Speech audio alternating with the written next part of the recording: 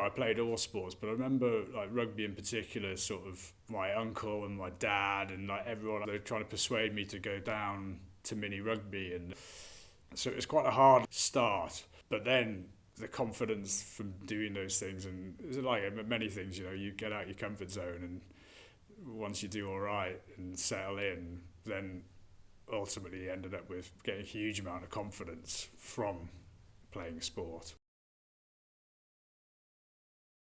Played tennis, played cricket, we played football a little bit. I went to a very small school.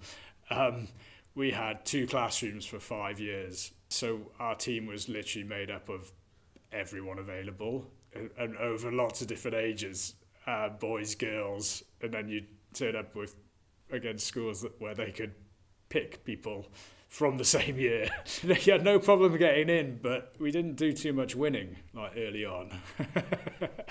It wasn't easy. We were playing against kids like 2, 3 years older, so you just had to learn how to do things properly. And then on my 11th birthday, we won our first tournament.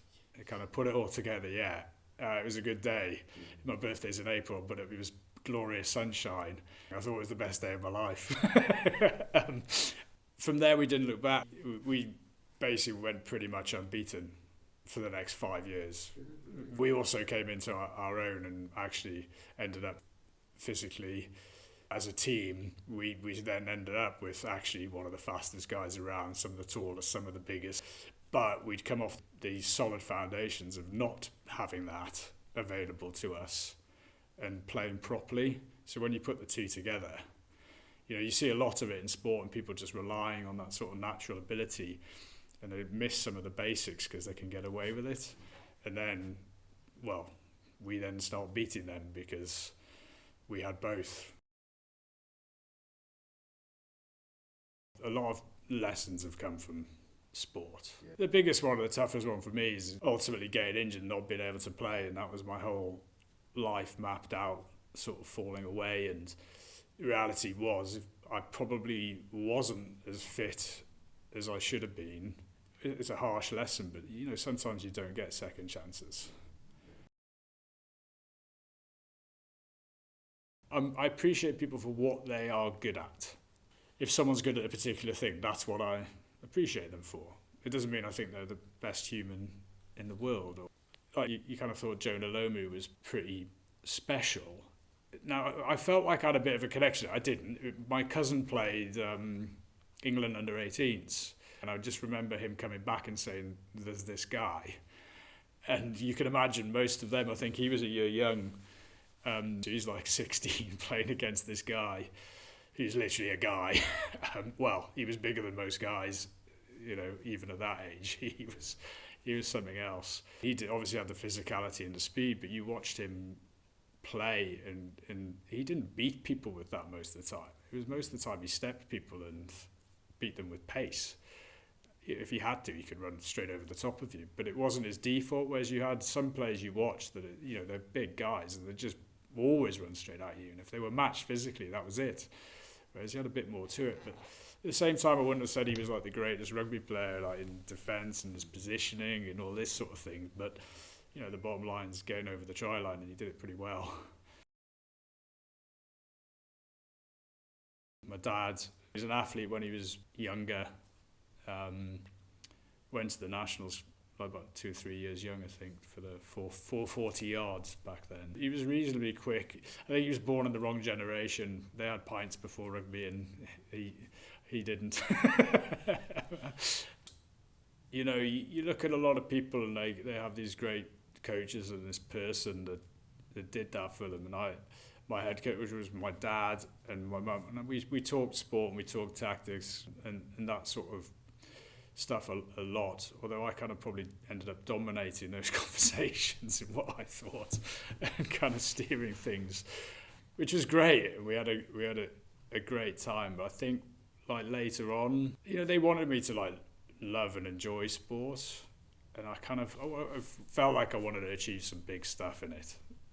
I wanted a challenge, and you want to face problems and solve them.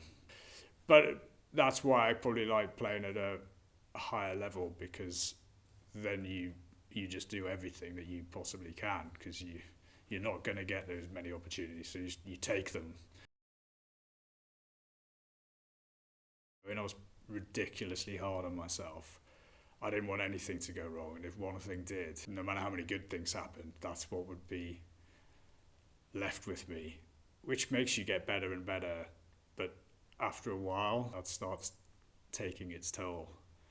You know, when we're moving up to high school, sort of 13, like, these are sort of some of the frustrations. Like, they were kind of looking forward. The games teacher, like, he's like, "Oh, I heard a lot about you, ready to get like going," and I turn up injured. A lot of it's like growing pains and stuff, a lower back injury, I remember. And I just was sort of trying to play, just wanted to play so much. I just like wanted to play all the time, but then couldn't. And I think then you end up like kind of chasing yourself, especially when you're young. You think these are opportunities, I've got to take them. I need to get going. And so you start playing with little niggles and little injuries.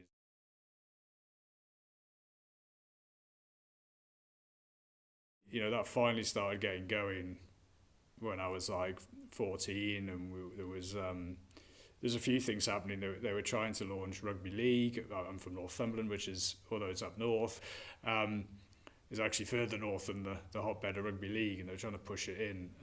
So I was playing rugby league and union at the same time. Things were all heading in a good direction, and just getting a bit of fitness, and things were coming along. And then I broke my shoulder, landed on my elbow, and my arm went up, and the ball of my shoulder kind of snapped off and went down my back somewhere. So it was pretty messed up, and it was weird because people were like, you're done, that's it, you're not getting back from that. And it never crossed my mind that I wouldn't. I probably just couldn't imagine not playing. But I was like 14, and I was out for an entire year. But I missed a whole pre-season, so I didn't get to exercise. I couldn't do much at all. And then the season started when I was just sort of able to do a little bit and get going. I remember, you know, I had one game which was somewhat terrifying because I hadn't even put it to test yet. So it was like, I'm just going to have to go all in like on the first thing and see what happens. And it was okay. And then confidence was there. And then I think I played one more game. That went pretty well. And then just got picked for the first team, so a couple of years above myself. For the school. So I was like still like 15 or whatever, playing under 18s. So I was doing that, and I was still playing under 16. So there's just a lot off the back of not being able to do anything for nearly, you know, the best part of sort of 10 months. That's a long time. And you're growing into that sort of age, you grow. So I started getting lots of like niggles and little injuries.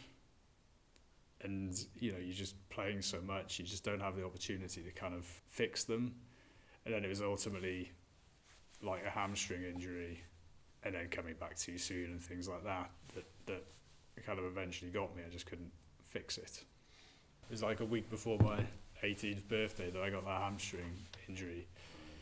But it was just silly decisions, like you think, oh, I've got to turn up and play in this thing like 3 weeks after doing it. The school coach, they weren't there to say no.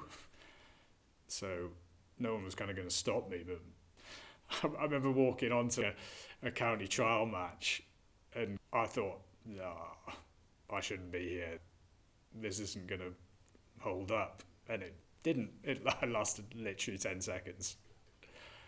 You know, you've made it worse again. With a bit of patience, you can create more opportunities.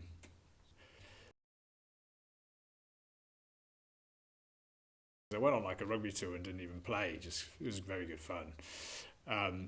But also you saw the bond that people got on the pitch and stuff, and it used to hurt not being able to sort of join in. I'm not the only one. I'm not feeling sorry for myself in that sense, but at the same time, you're like, if only. I did a master's in environmental engineering and resource management. Yeah, my dad was an engineer. The environment is pretty important and is getting more so. So it was a good angle to that. It was maths and sciences, problem solving, and stuff I was good at. I didn't know what I wanted to do. I was interested in law, I was interested in medicine. We looked at them and there was probably too much reading in law, probably too much work in medicine. um, so it kind of left me with choices. You could go in sort of multiple directions with an engineering degree. And I thought, well, let's see if I can still make a living in some shorts. And I've been doing lots of rehab, realised I wasn't as fit as I should have been, lots to learn in that. Part of me wanted to pass on the message, I think, to other young guys to take some of this stuff seriously, because it can have quite a negative impact on your life if you don't get it right. Another kind of like life lesson. I wanted to go to America. It's like, I've finished uni, right? If I can get myself fit again, I can maybe go out to America and play a little bit of rugby out there to start playing again.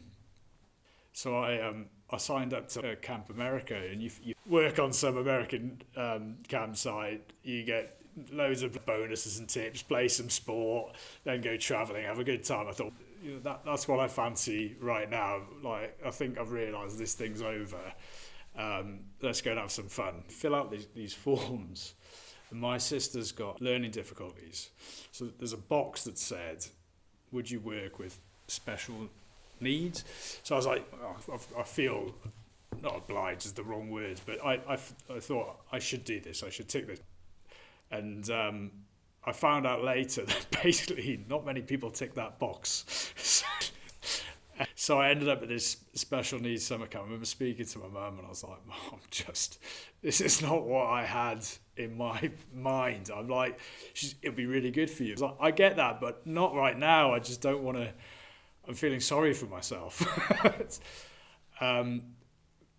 It's probably one of the best things you can do. It is incredibly hard work, but you realise there's a lot of people a hell of a lot worse off than you are. You know, we had like a whole international group of staff, so there's a lot of great things for me coming off that, being able to kind of like handle all these different personalities and relationships and some people working together as a team. So I did that, and I ended up going back for two more years, like as a staff manager. I'd kind of like looked at personal training, and I'd been doing a lot of training and rehab and trying to get myself fixed. And I'd gone to Cyprus to do the training course, but I kind of worked it out. There wasn't one near me, so I was going to have to travel somewhere, and it kind of actually made sense that to be Cyprus for 12 weeks. One of my friends from university, they were opening a gym down in Kent, so I was living up north. So we went down there, and we had one of the most successful kind of openings in health club history at the time, and within 3 months of opening was kind of like their lead personal trainer and the top one in the country, and yeah, it was all going kind of rather well. My friend left, and then the fitness manager left. I kind of went with him to turn around David Lloyd, get the personal training going there, but we hit our annual target in the first 2 months. It's not rocket science. It's the approach with people and having that opportunity in front of them and explaining how you can help them. Lots of people can go out and get a personal training qualification, but it's sort of similar to passing your driving test. It doesn't make you a good driver. You know, you need to apply a lot of other elements to it. So I guess, you know, you start understanding the mindset, especially what I'd kind of like been through, like what puts people off exercise. You know, it's addressing all those barriers to them achieving what they want to achieve that makes a big difference. They need to know the path to that, and most of the time that means breaking down some barriers or getting out their own way or whatever that looks like. So it's been able to kind of like address that and facilitate that.